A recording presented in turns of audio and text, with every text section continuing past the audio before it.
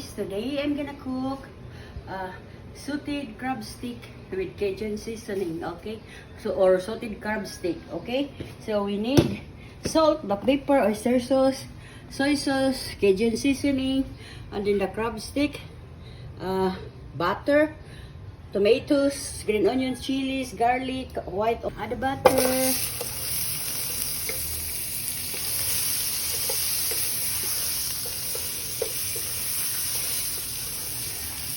Saute the garlic.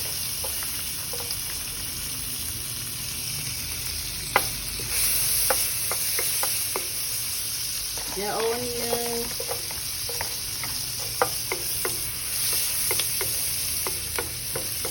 The chilies, tomatoes, and the spring onion.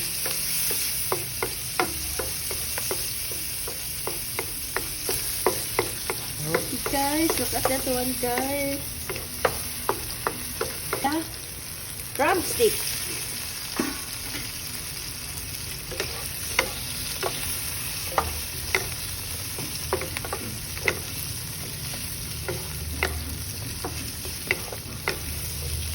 Add a Cajun seasoning, pinch of salt, a little soy sauce, oyster sauce,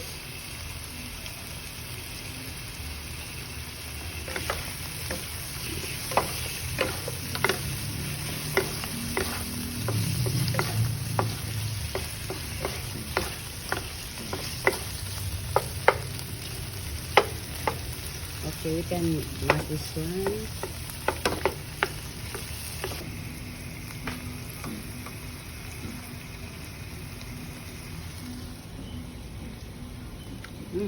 That's yummy.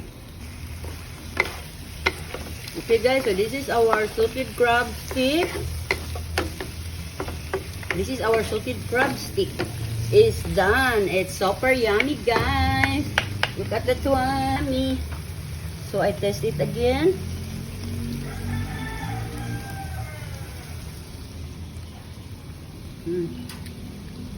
And this is our sauteed crab stick is done. Okay guys, so thank you for watching and see you tomorrow for another recipe. It's very quick because the crab stick is cooked already.